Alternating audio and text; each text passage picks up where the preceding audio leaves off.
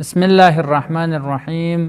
ناظرین محترم، نماز جمعہ کے واجب ہونے کے بعد صحیح ہونے کے لیے چند شرائط ہے، وہ آپ ناظرین کی خدمت میں بیان کروں گا۔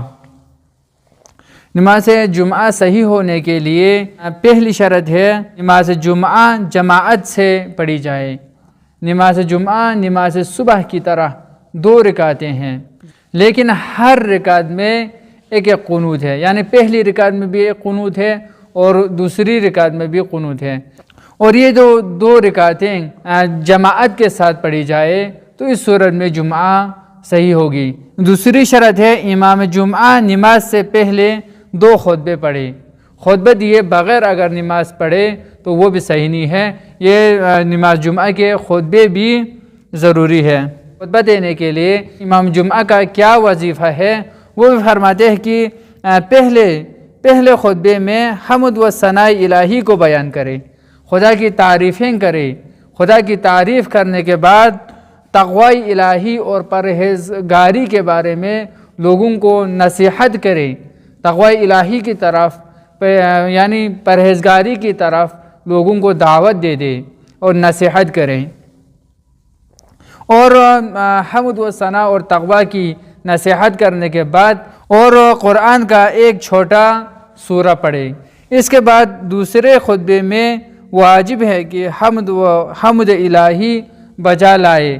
دوسرے خطبے میں بھی واجب ہے حمد الہی بجا لائے، اور حمد الہی بجا لینے کے بعد پیغمبر اکرم صلی اللہ علیہ وآلہ وسلم اور 14 معصومین علیہم السلام پر صلوات بھیجے۔ پہلے صلوات بھیجنا واجب ہے، اور اس کے بعد مستحب ہے کہ تمام دنیا میں مومنین ہے، مومنات ہے، ان کے حق میں دعا کرے اور استغفار کرے۔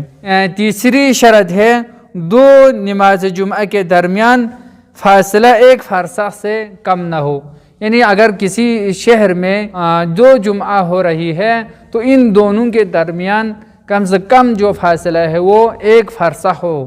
1 فرسخ سے زیادہ ہو تو مسئلہ نہیں ہے، لیکن 1 فرسخ سے کم ہو، نزدیک میں 2 جمعہ پڑے تو اس صورت میں وہ جمعہ باطل ہوگی، صحیح نہیں ہے۔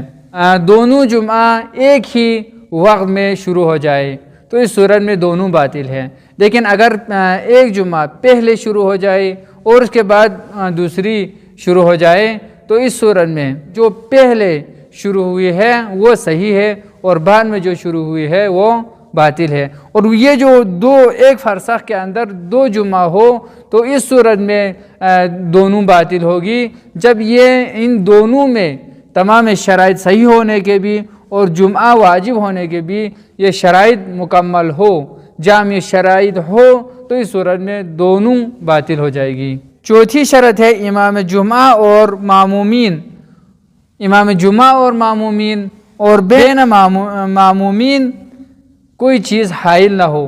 خود امام اور معمومین کے درمیان کوئی چیز حائل نہ ہو، مثال کے طور پر پردہ ہو یا شیشہ ہو تو یا دیوار ہو، اس طرح کی کوئی چیز حائل ہو تو اس صورت میں نماز باطل ہوگی۔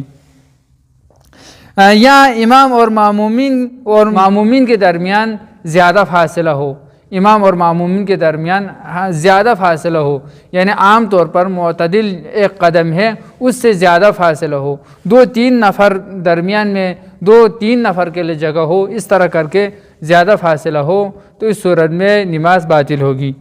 اور جائے امام معمومین سے زیادہ اونچائی پر نہ ہو، جہاں پر امام بیٹھتے ہیں اور نماز پڑھتے ہیں، جہاں پر امام بیٹھتے ہیں نماز پڑھنے کے لیے، وہ جائے امام معمومین سے زیادہ بلند نہ ہو۔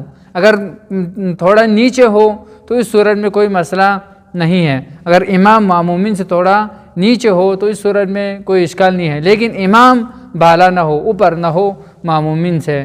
تو اگر یہ تمام شرائط جس نماز جمعہ میں پائی جائے تو اس صورت میں وہ جمعہ صحیح ہوگی، اگر یہ شرائط نہ ہو تو اس صورت میں وہ جمعہ صحیح نہیں ہے، باطل ہے۔ اللہم صلی علی محمد و آل محمد، والسلام ورحمۃ اللہ وبرکاتہ۔